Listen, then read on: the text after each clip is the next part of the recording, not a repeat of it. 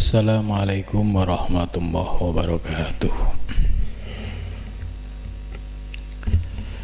Ila khadrati Nabil Mustafa Rasulillah sallallahu alaihi wasallam ala ikhwanihi minal anbiya wal mursalin wal awliya wasyuhada wasyalikin wal malaikatil muqarrabin, khususan musannif hadal kitab Syekh Abdul Qadir Al-Jailani, wa khususan man ajazani hadal kitab Syekh Fadil Al-Jailani, wa masayhi wa masayyihim wa asyadidi wa asyadidi wa asyadidihim, wa khususan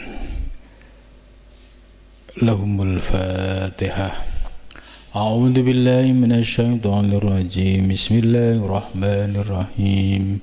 Alhamdulillahi rabbil alamin arrahmanir rahim maliki yaumiddin.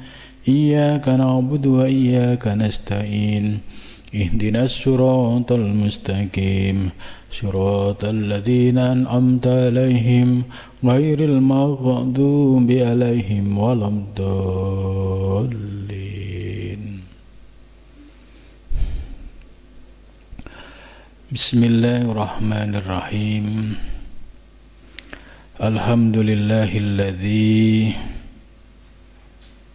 allamani bi ulumil ulama'il muwahhidin wa arsyadani ila tariqim mustaqim, wassalatu wassalamu ala sayyidil wujud wal arwah nabiyyina Muhammadin sallallahu alaihi wasallam alladzi jaa bisyari'ah wa tariqah wal haqiqah wal ma'rifah, wa ala alihi wa sahbihi ajma'in, amma ba'du. Subhanaka la ilma lana illa ma 'allamtana innaka antal alimul hakim. La haula wa la quwwata illa billahil aliyyil azim. Rabbi shrah li sadri wa yassir li amri wahlul 'uqdatam min lisani yafqahu qawli, amin ya rabbal alamin. Malam ini kita akan melanjutkan kajian tafsir Al-Jailani, melanjutkan dari ayat sebelumnya yaitu surat At-Taubah, mulai dari ayat 20, 21, 22. A'udzu billahi minasyaitonir rajim. Bismillahirrahmanirrahim. Alladzina amanu wa hajaru wa jahadu fi sabilillahi bi amwalihim wa anfusihim a'zamu darajatan indallah wa ulaika humul faizun. Yubashshiruhum rabbuhum bi rahmatin minhu wa ridwan wa jannatin lahum fiha na'imun muqim khalidina fiha abada innallaha indahu ajrun 'azim. Jadi ayat yang kita baca malam ini itu ibarat materinya satu paragraf, ya, satu cerita. Karena di Al-Quran itu ya antara ayat satu dengan ayat lain ada kalanya penjelasannya nyambung, ada kalanya penjelasannya sudah berbeda. Ya, seperti surat Al-Baqarah tadi. Kalau ayat-ayat sebelumnya mulai dari 19, 18 ya, itu masih terkait dengan yaitu siapa orang-orang yang layak mengelola masjid. Kemudian dari ayat 20, 21, 22 ini ibarat ayat yang menjelaskan tentang orang-orang yang sudah hijrah menuju Allah. Nah, kemudian ayat berikutnya 23 seterusnya itu sudah beda lagi. Maka disinilah pentingnya memiliki basic keilmuan yang komplit dalam memahami Al-Qur'an. Karena Al-Qur'an ini sebagai wahyu ilahi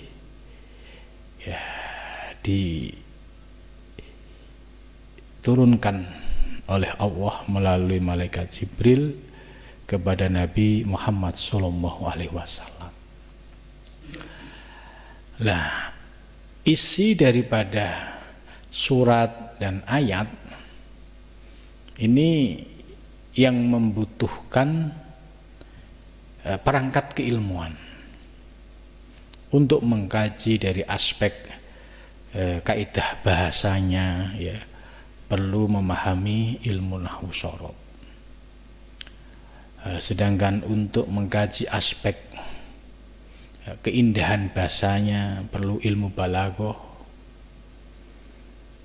Sedangkan untuk mengkaji aspek istimbatul hukmi dari ayat-ayat bisa menggunakan usul fiqh. Sedangkan untuk mengkaji dari aspek makna-makna itu bisa menggunakan berbagai ilmu tafsir atau tafsir-tafsir yang sudah memiliki karakter yang berbeda-beda. Termasuk tafsir Al-Jailani ini termasuk karakter atau corak tafsirannya adalah tafsir isyari atau tafsir sufistik. Maka pembahasan dalam tafsir Al-Jailani ini sangat cocok bagi orang-orang yang belajar tasawuf dan tarekat, karena penafsirannya ini sebagai argumentasi atau sebagai pedoman bagi para salik dalam menuju Allah Subhanahu wa Ta'ala. Nah, tafsir inilah yang membedakan dengan tafsir-tafsir lainnya. Dalam ayat ini alladzina amanu wa hajaru, ayat ini merupakan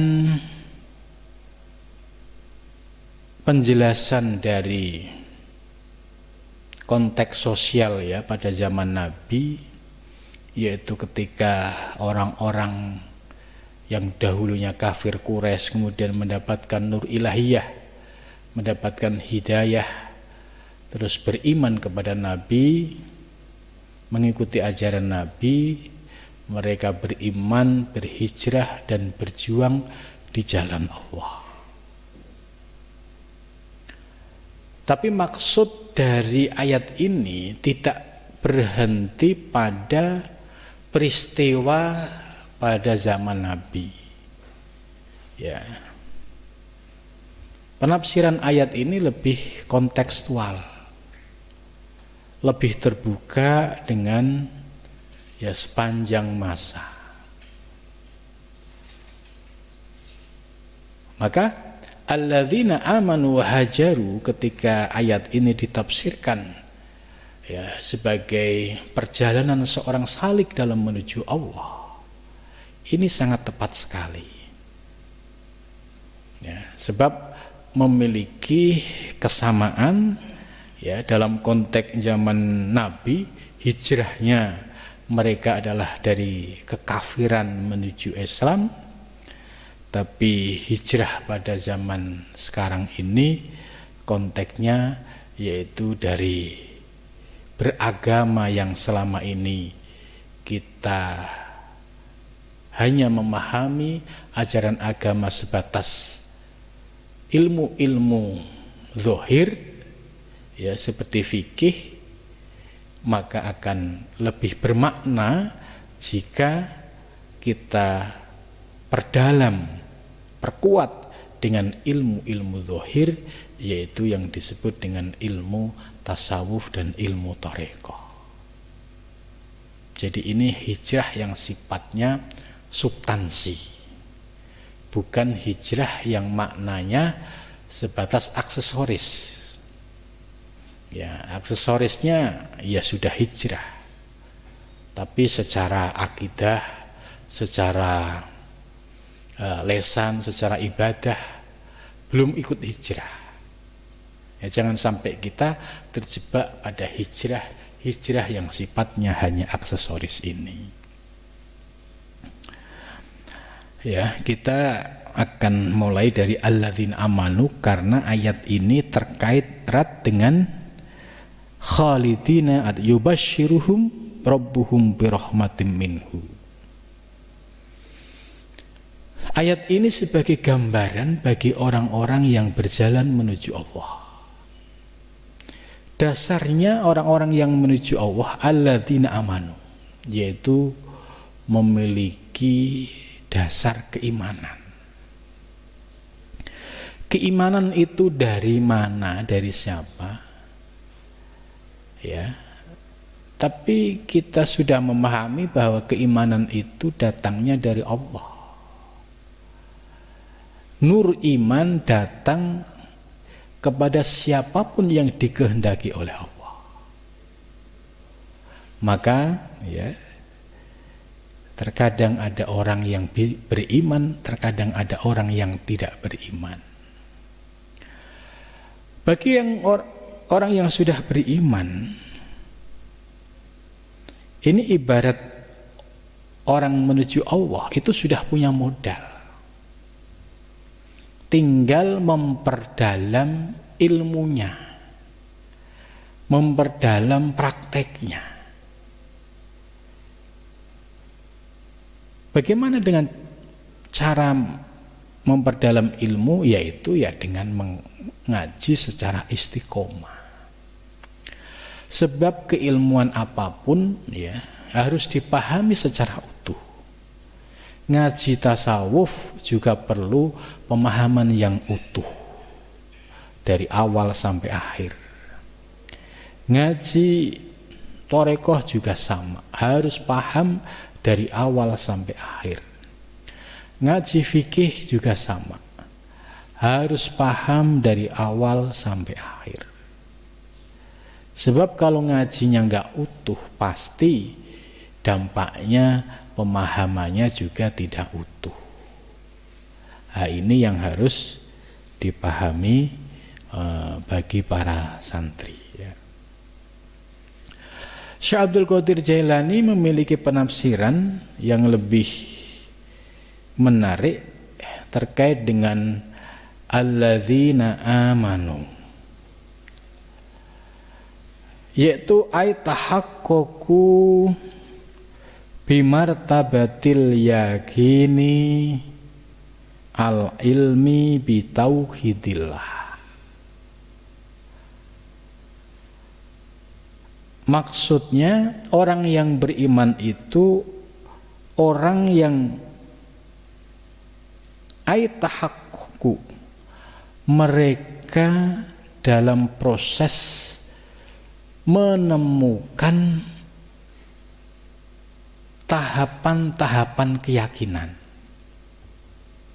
Ya, ini yang harus kita pahami. Tahapan keyakinan dalam menuju Allah itu dimulai dari ilmu yakin, kemudian ainul yakin, sampai pada hakul yakin.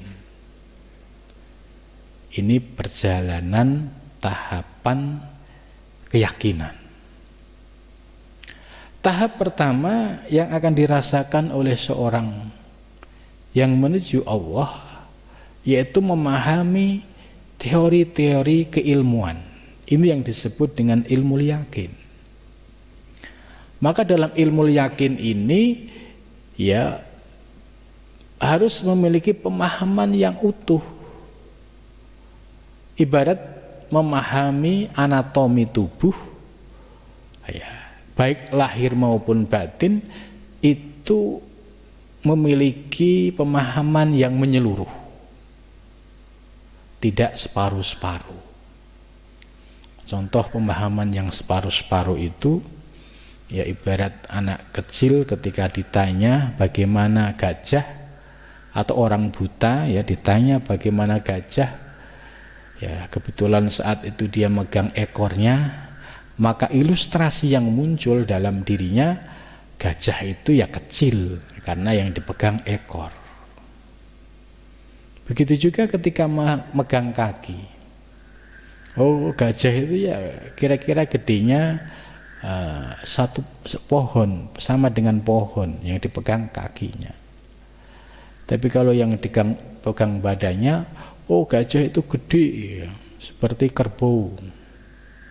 Nah, ini ibarat orang buta memahami persoalan yang tidak utuh. Maka dalam mengkaji, ya mengaji itu harus utuh, ilmunya harus komplit. Sebab kalau tidak komplit, ya seperti orang buta tadi, belajar bicara tentang tasawuf tidak utuh, ya pasti akan menyebabkan pemahaman yang bisa menimbulkan penyimpangan. Begitu juga bicara tarekat nggak utuh, ya bisa menyebabkan pemahaman yang menyimpang.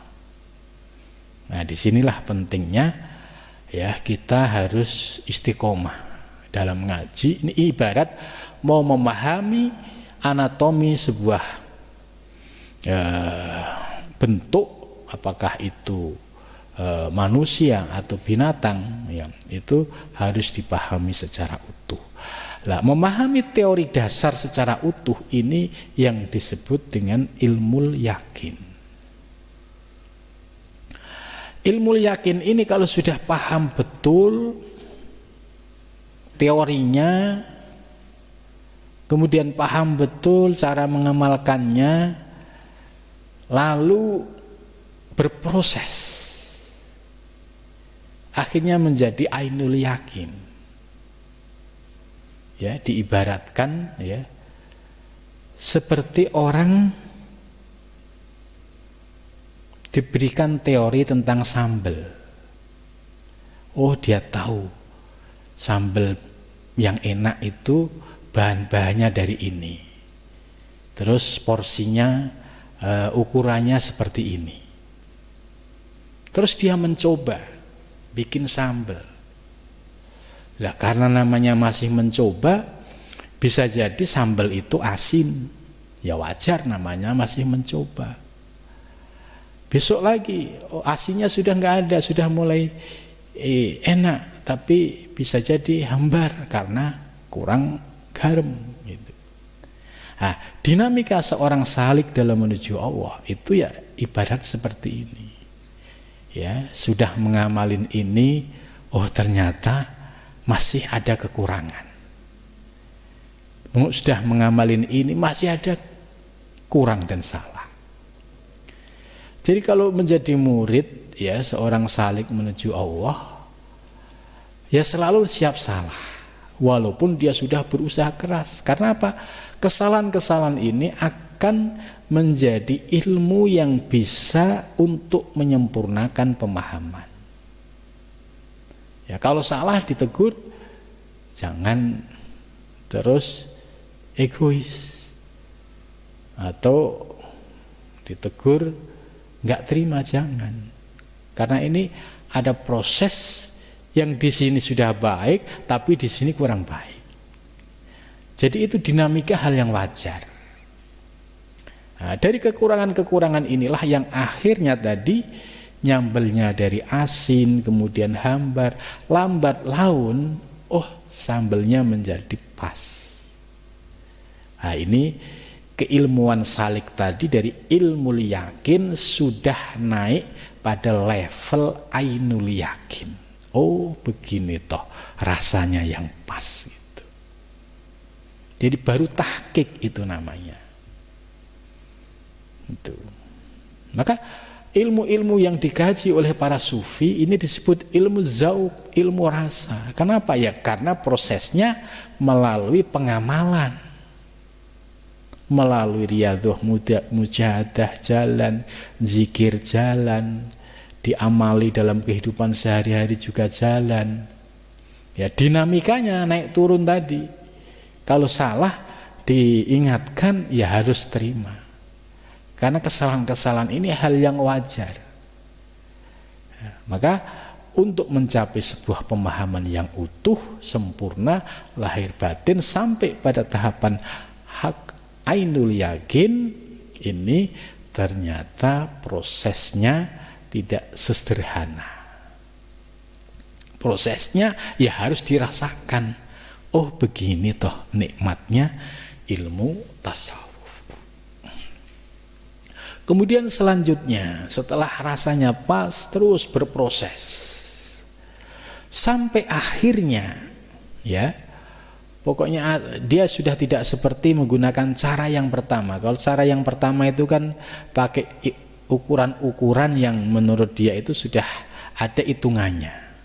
Tapi kalau yang tahapan dari ainul yakin sampai hakul yakin itu tangannya itu sudah kayak punya ya, insting, sudah bisa ngatur kira-kira sambal yang rasanya pas itu komposisinya seperti ini. Dan sudah teruji berkali-kali, berpuluh-puluh kali, rasanya konsisten. Nah ini baru mencapai pada tahapan hakul yakin. Gitu. Kalau tahapan hakul yakin nggak mungkin keimanannya itu turun naik lagi, tapi sudah stabil. Keyakinannya kepada Allah sudah tidak turun naik lagi. Sudah ada tahqiq yang dari ainul yakin naik kepada hakul yakin.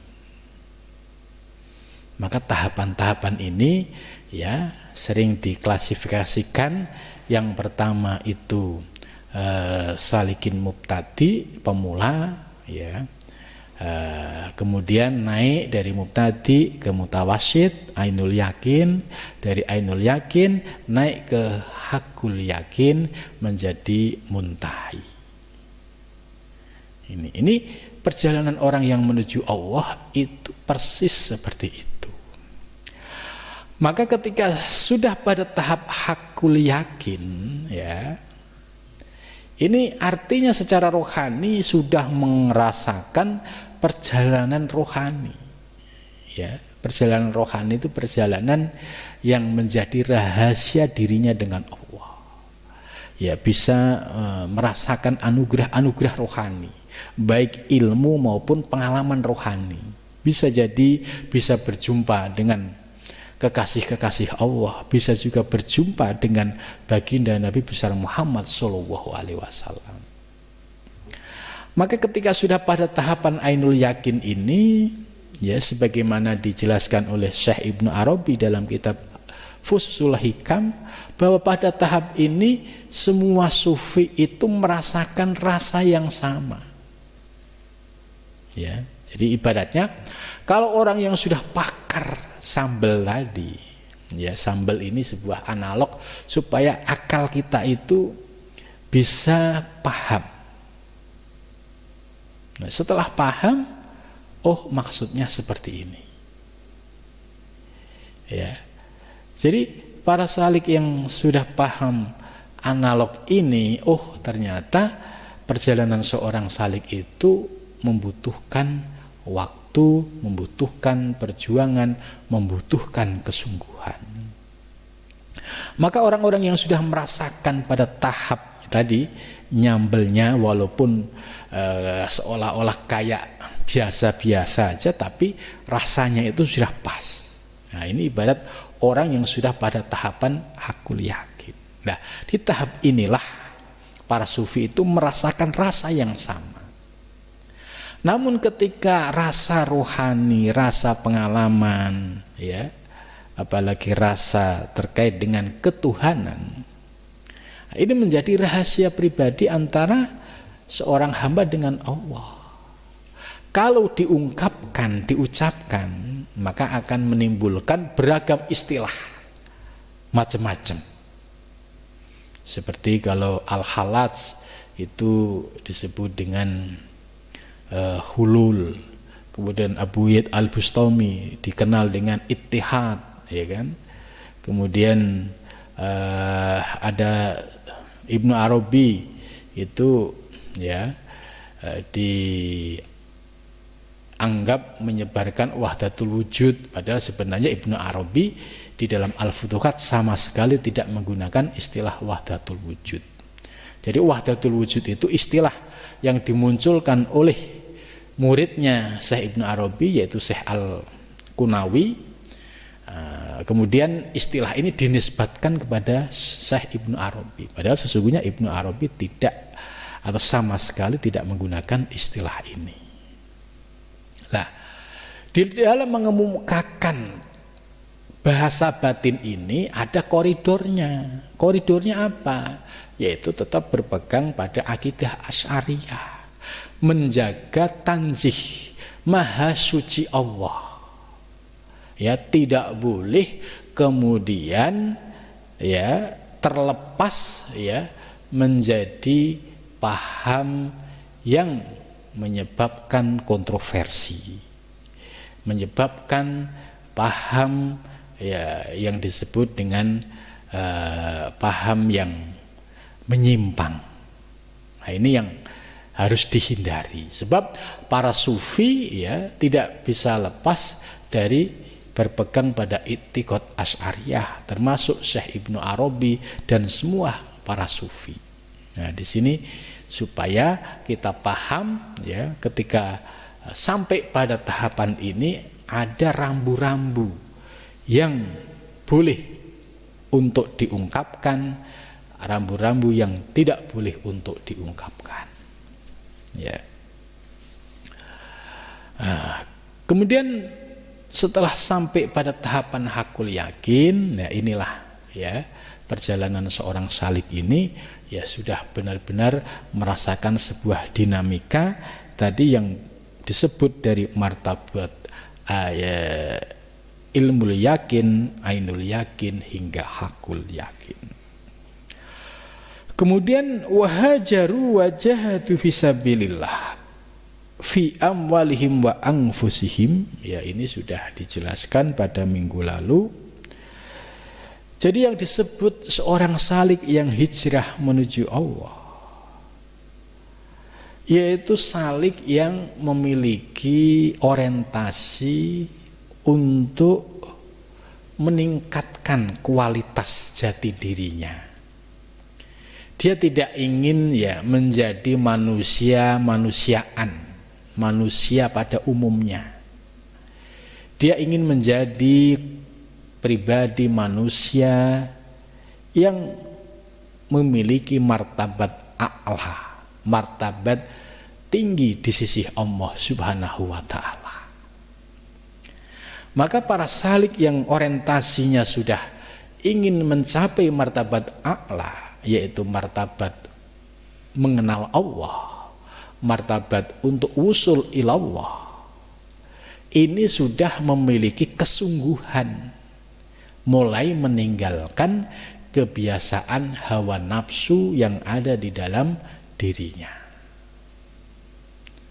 Jadi ciri-ciri orang yang menuju Allah, kalau dia sudah bersungguh-sungguh, itu sudah meninggalkan hal-hal yang sifatnya mengikuti hawa nafsu ya. Jadi kalau orang yang sudah menuju Allah, ciri-ciri utamanya sudah mulai meninggalkan kebiasaan hawa nafsu ya, terutama dalam terkait dengan ubudiyah, mendekatkan diri kepada Allah. Mendekatkan diri kepada Allah itu tidak bisa hanya sebatas lesan, tapi harus ya dibuktikan dengan ahwal ya, dengan praktek ya. Bagaimana mau menuju Allah tapi perintah Allah sholat 5 waktu diabaikan? Bagaimana dia disebut seorang salik yang menuju Allah tapi perintah Allah ya tidak diamalkan. Ini kan paradok, kebalik. Jadi mau menuju Allah, perintah Allah diabaikan. Mengaku salik tapi meninggalkan perintah Allah. Dengan kesadaran dan tanpa merasa dosa. Ini yang kalau ini sudah ada pada diri seseorang, ya, ini kata Syekh Imam Ghazali dalam kitab Bidayah, itu lantas tidak akan pernah sampai, ya, orang-orang yang menuju Allah tidak mengikuti jalan yang sudah dicontohkan oleh Rasulullah dan dicontohkan oleh para penerusnya, yaitu para ulama salafus soleh atau para arifin billah. Jadi ukuran indikatornya sederhana, ya, diukur dari bagaimana kita merespon perintah Allah yang diberikan kepada kita. Kalau kita bisa meresponnya dengan baik, sungguh-sungguh, maka berarti Allah juga akan meresponnya dengan lebih baik lagi. Begitu juga kalau seorang hamba itu sudah memiliki kesadaran di dalam berzikir mengingat Allah dimanapun dan kapanpun, ya, maka saat itulah Allah juga akan selalu mengingat hamba tersebut. Jadi ini logika yang sederhana. Kalau ingin dekat dengan Allah, ya taati perintah Allah, jauhi hawa nafsu. Ya, jangan sampai kita mimpi bertemu, berjumpa dengan Allah, tapi perintahnya diabaikan. Ya, syariatnya diabaikan, larangannya ya dilanggar dengan terang-terangan, tapi mengaku menuju Allah. Nah, ini praktek-praktek yang demikian ini ya bukan menjadi bagian dari praktek orang-orang yang solihin. Ya, orang-orang yang solihin, ya, mukhlisin, pasti prakteknya taat di dalam syariat, ya, thariqah, hakikat dan ma'rifah. Ya, tidak cukup hanya syariat tok. Kalau orang misalkan bangga dengan syariatnya tok, dengan fikihnya tok, sementara bagian hakikat kosong, ya, itu ibarat ya jasad nggak ada isinya, ibarat warongko nggak ada kerisnya. Maka supaya seimbang, ya, antara lahir dan batin, ya, antara warongko dan keris kalau istilah Jawa, ya, antara lahir dan batin, ya, ilmu fikih jalan, ilmu tasawufnya jalan, ilmu torekohnya jalan. Ini baru tahakokos akan mencapai ya sebuah tujuan yang nyata. Maka kesempurnaan orang yang sudah paham syariat ya harus dinaikkan grade-nya menjadi ahli hakikat dan ahli thariqah. Bagaimana kalau berhenti sebatas ahli syariah? Nah, ini yang dikritik oleh para ulama termasuk Imam Ghazali. Imam Ghazali itu khawatir kalau ada orang yang belum paham tentang ilmu-ilmu ketuhanan. Menurut Imam Ghazali khawatir nanti matinya dalam keadaan su'ul khotimah. Begitu juga Syekh Abdul Somad Al-Palembani juga ya khawatir terhadap ulama, walaupun min akabir ulama, walaupun dia masyhur, ya dikenal luas bagi ulama, tapi tidak paham ilmu-ilmu ketuhanan. Ini oleh Imam Ghazali dan Imam Abdul dikhawatirkan meninggalnya dalam keadaan su'ul khotimah. Kenapa? Karena tidak menetapi iman yang lahir dan batin. Nah, ini penting supaya memotivasi kita ya di dalam beragama Islam itu kafah, meliputi aspek lahir dan batin. Selanjutnya wajahatu fisabilillah, ya. Ini akan diuji oleh Allah. Jadi setelah iman, hijrah dibuktikan wajahatu fisabilillah, mereka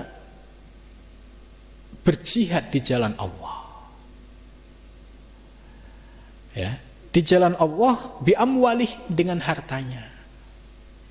Kalau zaman Nabi itu tantangannya luar biasa. Dia hijrah dari Mekah harus ke Madinah, meninggalkan rumah, ya istilahnya aset, bisa jadi meninggalkan keluarga atau keluarga di bawah. Bisa juga ya mereka bagi yang kaya itu akan menafkahkan atau membelanjakan hartanya untuk membantu perjuangan Nabi. Jadi sudah beriman kepada Nabi, kemudian berhijrah, terus punya harta, diuji lagi oleh Allah untuk digunakan sebagai sarana berjuang membela perjuangan Nabi. Ini ujian sahabat-sahabat zaman dahulu. Terus bagaimana kalau yang nggak punya harta? Wa anfusihim, dan dirinya. Ya dirinya ya kalau disuruh perang ya harus berangkat menjadi pasukan-pasukan ya paling depan. Kalau keimanannya sudah kokoh nggak ada ragu lagi. Tapi kalau yang di dalamnya ada kefasikan itu di hadapan Nabi, iya kami beriman, tapi ketika disuruh perang maju mundur ya ini tandanya orang masih ada ragu. Begitu juga orang yang diberikan harta. Zaman Nabi juga sama tantangannya. Ada yang melepas secara los kepada Nabi, kepada perjuangan Nabi untuk melawan kafir Quraisy. Ada juga yang mikir, waduh, jadi orang Islam kok jadi repot ya, harus hijrah, harus berjuang dengan harta. Nah, ini bagi orang-orang yang hatinya masih ada kecintaan terhadap dunia. Nah, ini kisah ini pada zaman Nabi. Lah, bagaimana pada zaman sekarang? Penafsiran yang kontekstual dengan ayat ini sebagaimana? Yaitu kita setelah beriman, berhijrah dan berjihad. Berjihad kita akan diuji oleh Allah ya ketika kita memiliki harta benda. Apakah harta benda kita itu bisa disadari bahwa itu titipan Allah atau itu milik dirinya, milik keluarga? Itu tantangan yang pertama.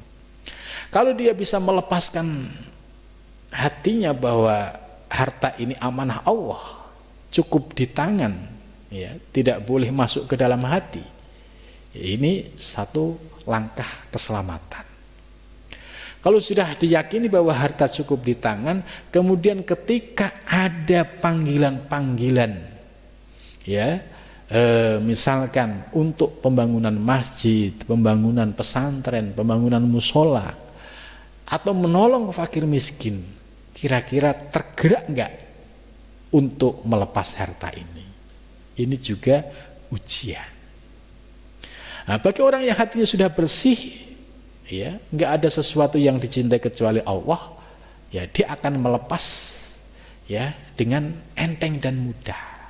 Tapi bagi orang yang hatinya ada kecintaan terhadap dunia, merasa harta ini diperoleh dengan kerja keras, maka dia akan semakin pelit, semakin berat untuk mengeluarkan sesuatu di jalan Allah. Nah, ini harta ini justru menjadi ujian. Maka penafsiran Syekh Abdul Qadir Jailani terkait dengan harta yaitu bibat lima nusiba ilahi min amti'atid dunya al-a'iqah anil wusul ila fadail wahdah.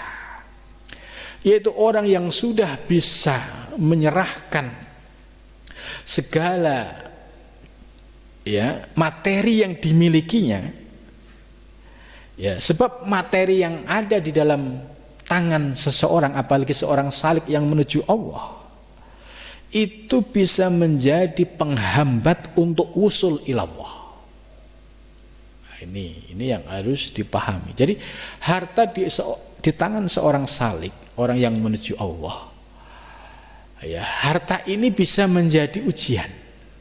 Kalau dia posisinya tadi harta sebatas amanah, ya tidak masuk ke dalam hati, itu enteng.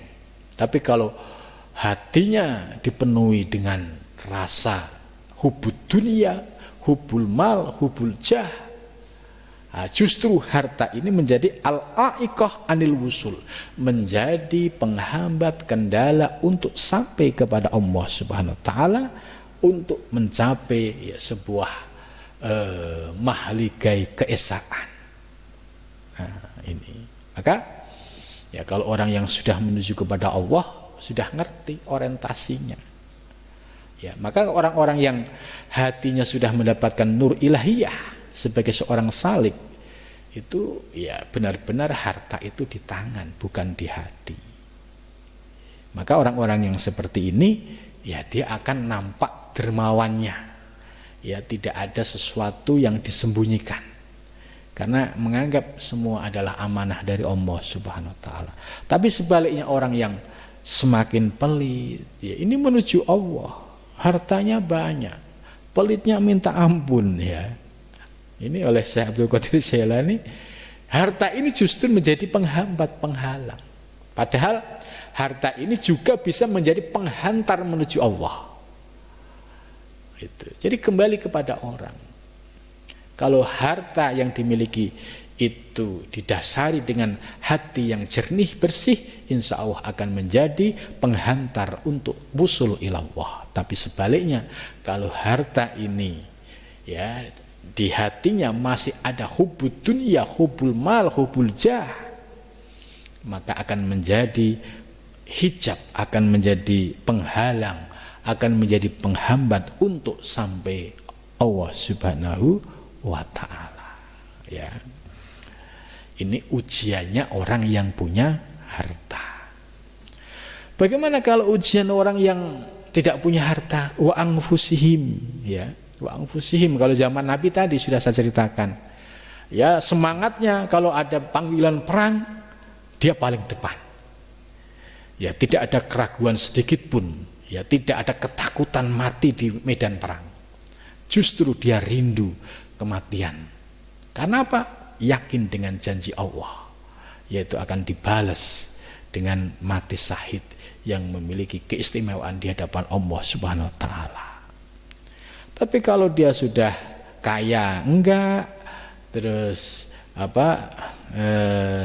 suruh jihad maju mundur, ya, bisa jadi dia berangkat tapi di tengah jalan dia berpisah dari kelompok. Ini ada juga zaman Nabi itu.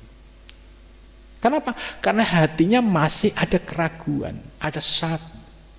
Bagaimana nanti saya mati, ya. Bagaimana nanti anak istri saya itu. Ini orang yang di dalam hatinya masih ada keraguan. Nah, dalam konteks zaman sekarang, terutama dalam penafsiran sebagai para salik, para sufi, wa anfusihim ini dimaknai yaitu biman iha an mustahyatiha. Perang kita melawan hawa nafsu yaitu dengan menahannya. Ya contoh, ya waktunya sholat, nafsu kita pengennya tidur. Bisa enggak kita mencegah ingin tidur ini dengan dilawan wudu, kemudian bangkit untuk sholat. Itu. Terus lagi, ya, suatu ketika ada kesempatan untuk melakukan dosa di depan mata. Ya, nafsu pengennya seneng-seneng, tapi sadar, oh iya ini nafsu. Kalau saya ikutin pasti akan menjerumuskan diri saya. Nah, di situ ujian paling berat. diikutin enggak ya? Kesempatan ada di depan. Kalau enggak dijalankan menurut nafsu, sia-sia. Tapi di sisi Allah, ini ujian yang cukup berat bagi seorang pemuda.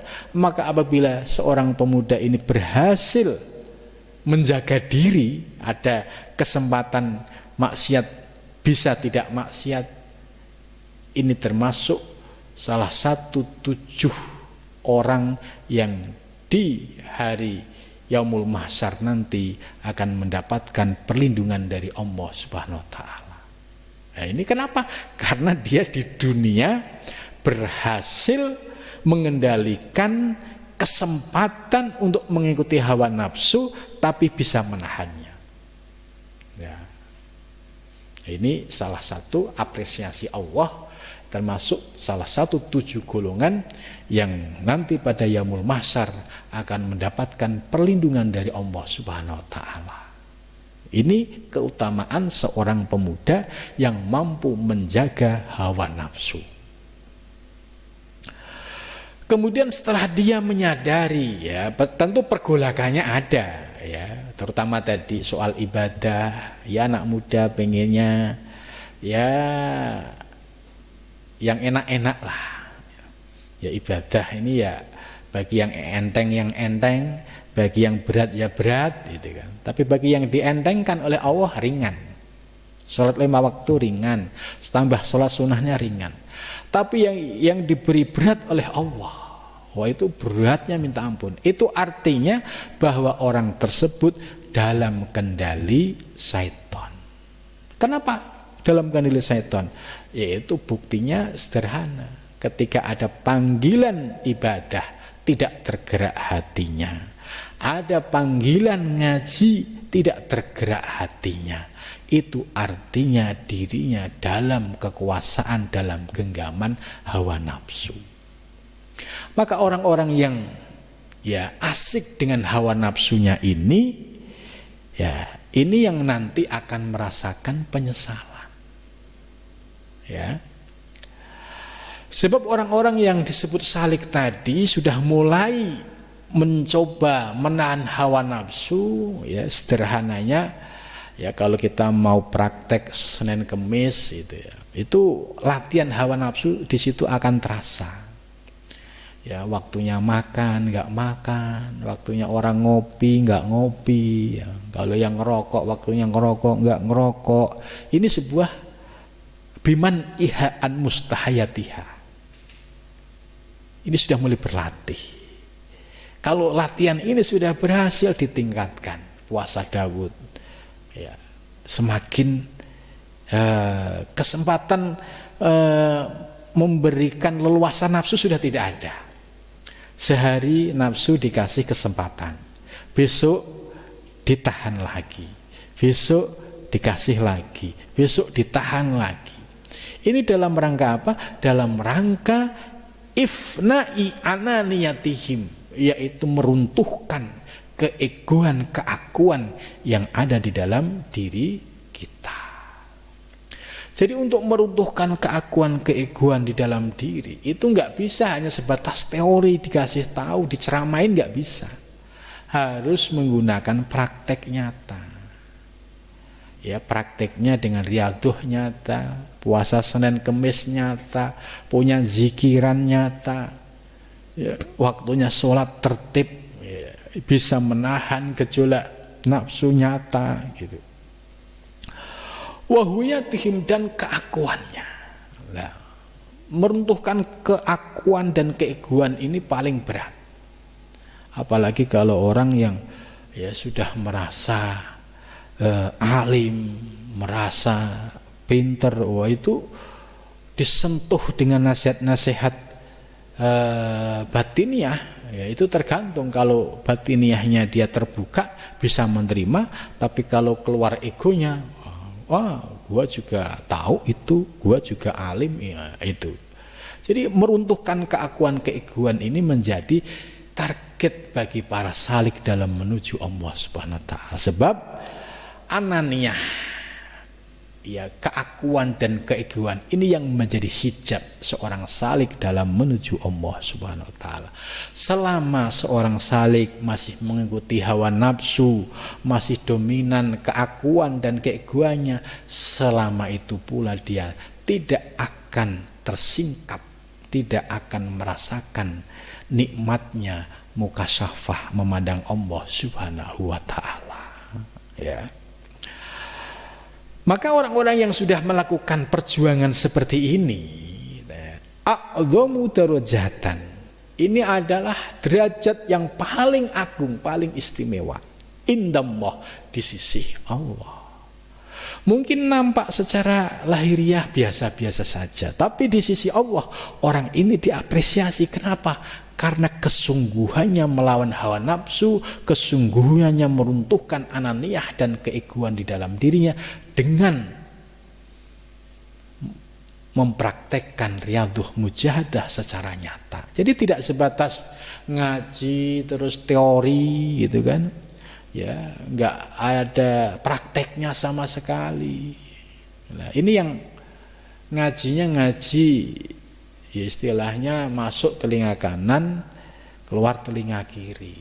Enggak dihayati, enggak diamalkan, masuk ke dalam hati sampai menjadi rasa.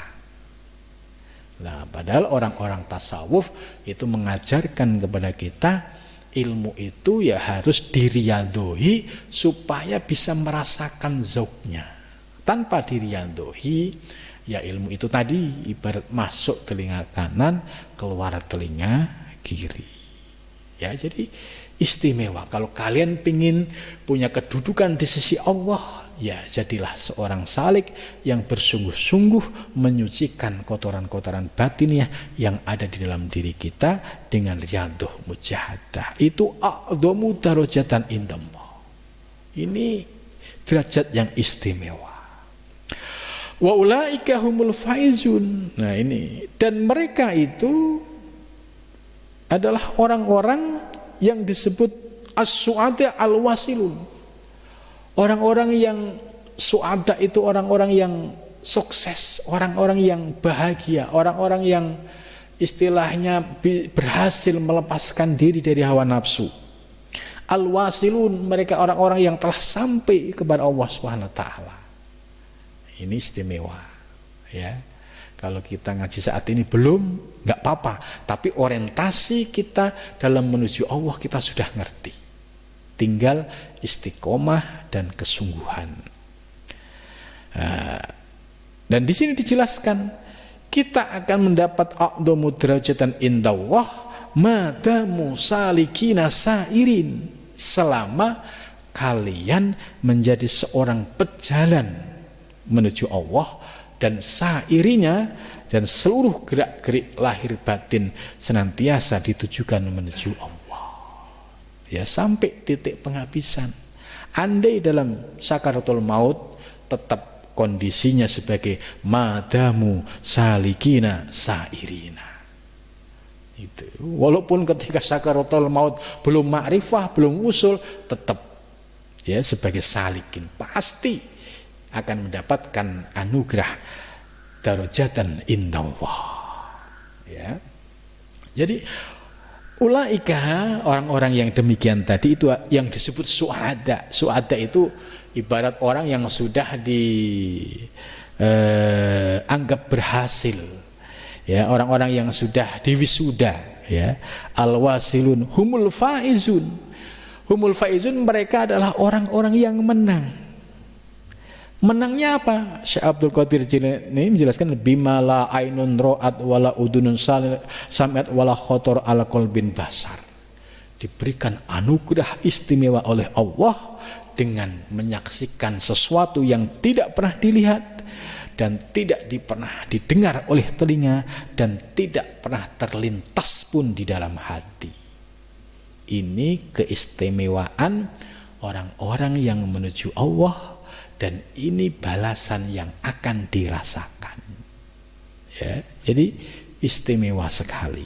Nah, yubasyirhum rabbuhum, Allah akan memberi kabar gembira kepada mereka, yaitu bistidatihim al-kaminah fi alamil asma wa sifat yubashirhum rabbuhum.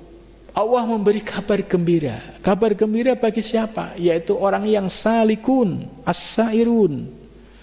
Ketika di dunia dia sudah bisa menikmati, ya, yaitu fi alamil asma, bisa memahami hakikat nama, wasifat, bisa memahami hakikat sifat.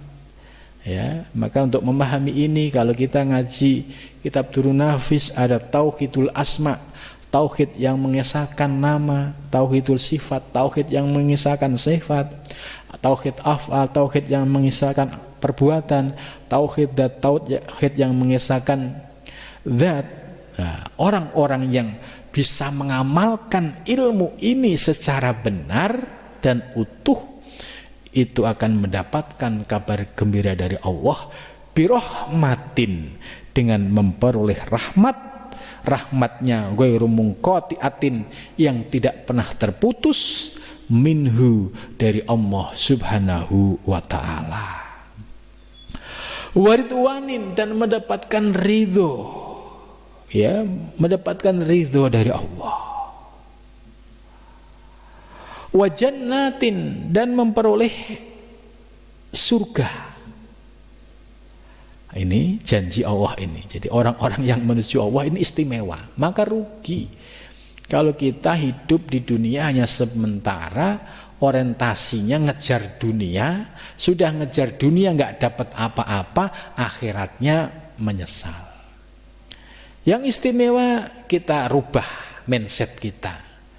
Ya, orientasi hidup kita untuk akhirat. Kita jadikan dunia sebagai sarana untuk meraih kesuksesan dunia dan akhirat. Sebab orang yang mendapatkan anugerah Allah, fasilitas di dunia ini bisa dijadikan sebagai sarana untuk usul ilallah. Ya, jangan sampai kita salah paham, ya, terutama memahami konsep zuhud. Seorang salik itu nggak boleh kaya, ya harus miskin. Nah, itu. Padahal menurut penjelasan Syekh Abdul Qadir Jailani dan juga Imam Ghazali, ya, bahwa harta kalau itu dipahami secara utuh sebagai amanah, itu bisa menghantarkan untuk usul ilallah.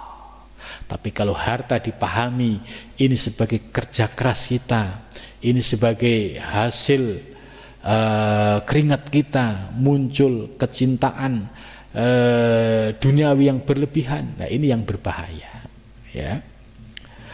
Wa jannatin, ya, ini sebuah anugerah surga, lahum fiha naim, dan bagi mereka para salik, ya, fiha, di dalam surga, naimun, mendapatkan sebuah anugerah, ya, anugerah rohaniah. Tentu yang tadi sudah disebutkan, anugerah yang mata tidak pernah lihat, telinga tidak pernah mendengar, dan hati tidak pernah punya lintasan. Artinya keindahan yang tak pernah terbayangkan.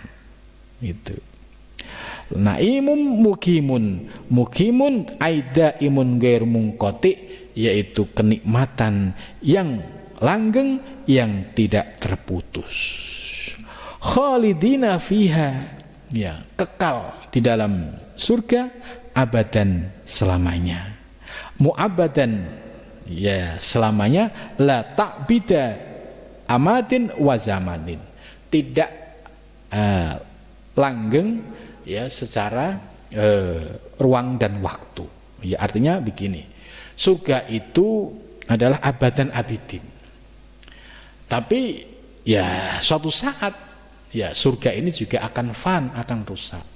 Ya, sesuai dengan firman Allah, kullu man 'alaiha fan, ya, semua yang ada di semesta ini akan hancur, wa yabqa wajhu rabbika dzul jalali wal ikram. Ya. Tapi menurut Al-Qur'an khalidina fi abada, ya, ini dipahami bahwa surga itu langgeng. Langgengnya surga itu ya tak terbatas. Tapi secara i'tiqad surga ini makhluk, ya, Karena makhluk suatu saat juga akan sirna. Maka yang kekal hanya Allah Subhanahu wa ta'ala. Innallaha, sesungguhnya Allah, ya, indahu, di sisi Allah, ajrun, ya, pahala azimun, yang sangat agung gitu. Jadi inilah indahnya kita mengkaji tafsir sufistik, ya, bisa menguatkan, mengokohkan, ya, perjalanan kita untuk menuju Allah Subhanahu wa ta'ala. Tinggal kita sebagai seorang salik, ya, istiqomah ngaji ini penting supaya nutrisi ilmu pengetahuan, ilmu rohani itu masuk, sehingga paham. Kalau paham, prakteknya tidak mungkin terjadi penyimpangan, ya. Sebab ada juga yang praktek seolah-olah kayak ilmu tasawuf tapi sesungguhnya menyimpang. Kenapa? Karena sudah keluar dari aturan-aturan yang sudah ditetapkan oleh Al-Quran maupun Al-Hadis, maupun dicontohkan oleh Nabi besar Muhammad, atau dicontohkan oleh para mursyid yang dalam thariqah mu'tabaroh ini. Ya, mudah-mudahan kita bisa istiqomah dan diberi kekuatan lahir batin oleh Allah Subhanahu wa ta'ala hingga wusul ila Allah. Terima kasih, mudah-mudahan pengajian malam ini bermanfaat. Wallahul muwaffiq. Assalamualaikum warahmatullahi wabarakatuh.